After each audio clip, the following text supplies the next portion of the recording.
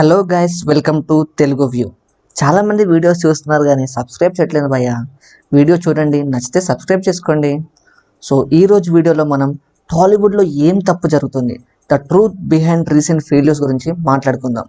టాలీవుడ్లో cinema industry క్రైసిస్కి వచ్చేసరికి big heroes కూడా ఫ్లాప్స్ చేస్తున్నారు. స్టార్ డైరెక్టర్స్ ఫామ్లో లేరు, రైటింగ్లో ఫ్రెష్నెస్ లేదు, ఓటీటీ ఇంపాక్ట్ పెరిగిపోయింది. ఆడియన్స్ ఇప్పుడు సినిమాకి వెళ్ళడం లేదు, ఓటీటీలో వెయిట్ చేయడానికి ప్రిఫర్ చేస్తున్నారు. సో టాలీవుడ్లో ఏం తప్పు జరుగుతుంది, ఏం మార్పులు రావాలి, ఈ వీడియోలో డీప్గా అనలైజ్ చేద్దాం. మనం ఈ వీడియోని 3 ఆబ్జెక్ట్స్ లాగా ప్రిఫర్ చేసి ఎక్స్ప్లెయిన్ చేసుకుందాం.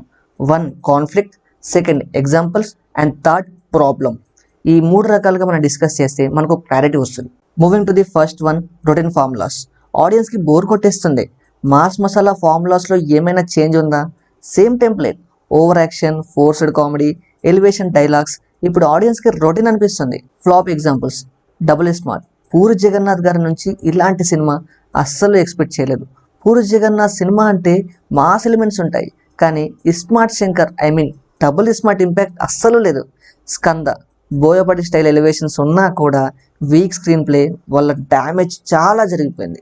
బోలా Shankar, 90s style making, Mehar Ramesh direction ఆడియన్స్కి కనెక్ట్ అవ్వడం ఇంపాసిబుల్ అయిపోయింది. హిట్ ఎగ్జాంపుల్స్ని చూస్తే baby, fresh story telling. Balagam, realistic emotions. Mad, youthful fun.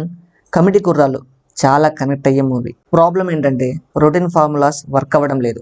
So ఇది మానేస్తే, ఫ్రెష్గా అప్రోచ్ చేయడం స్టార్ట్ చేస్తే టాలీవుడ్లో కొంచెం ఇంప్రూవ్మెంట్ కనిపిస్తుందని నా అభిప్రాయం. 2 వీక్ స్క్రీన్ రైటింగ్.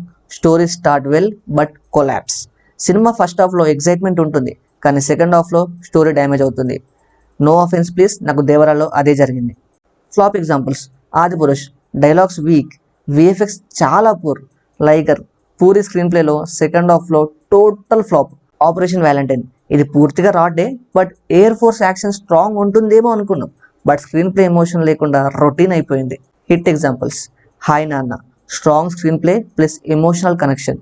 సార్, పెద్ద గొప్ప సినిమా ఏం కాదు, కానీ good narration. Court state versus a nobody, పెద్ద కంటెంట్ ఓరియంటెడ్ మూవీ ఇది, ఒక లవ్ స్టోరీ తప్ప ఏం బోర్ ఉండదు.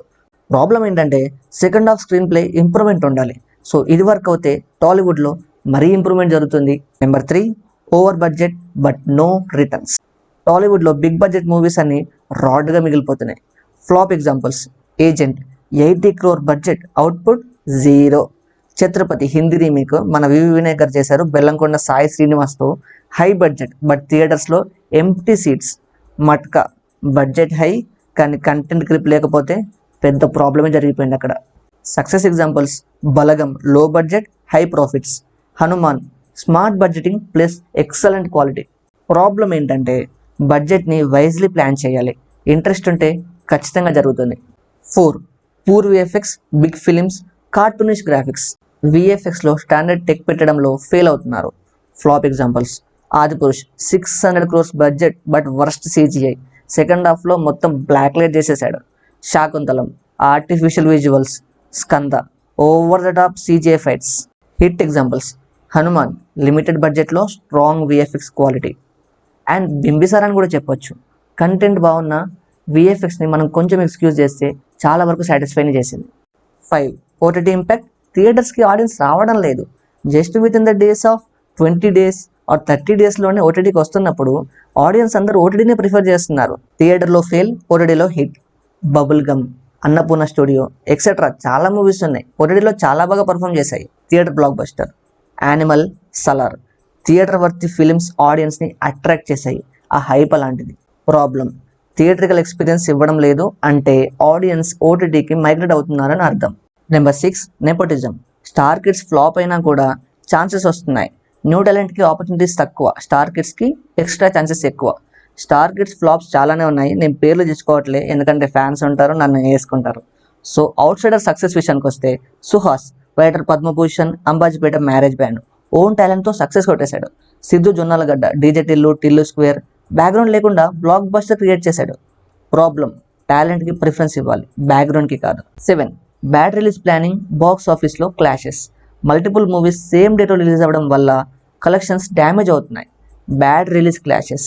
Hi Nanna versus animal versus Samajavaragamana. Competition వల్ల హాయ్ నాన్నకి impact. Good release planning. Salaar, solo రిలీజ్తో massive collections. Problem, better planning and solo release strategy ఉండాలి. చాలా వరకు కుదరదు, కానీ ట్రై చేస్తే చాలా బాగుంటుంది. కంక్లూజన్, టాలీవుడ్కి మార్పు రావాలి. టాలీవుడ్లో మార్పు లేకుండా ఆడియన్స్ని అట్రాక్ట్ చేయడం చాలా కష్టం. Better writing, strong VFX, limited బడ్జెట్లో క్వాలిటీ కంటెంట్ ఉండాలి. మీ ఒపీనియన్ ఏంటి? ఏ రీసెంట్ ఫ్లాప్ మిమ్మల్ని బాగా డిసప్పాయింట్ చేసింది? కామెంట్ చేయండి. నేను ఏమైనా తప్పుగా మాట్లాడితే I'm really very sorry to everyone. So that is the video guys. ఈ వీడియో మీకు నచ్చితే ఖచ్చితంగా ఛానల్ని ఫాలో అయిపోండి. అండ్ ఇన్స్టాగ్రామ్ పేజ్ లింక్ కూడా కింద ఇచ్చాను, అందులో కూడా ఫాలో అవ్వండి. So meet you in the next video. అంతవరకు ఉంటాను. టేక్ కేర్, బై బై, జై Hind. Signing off, team Telugu view originals.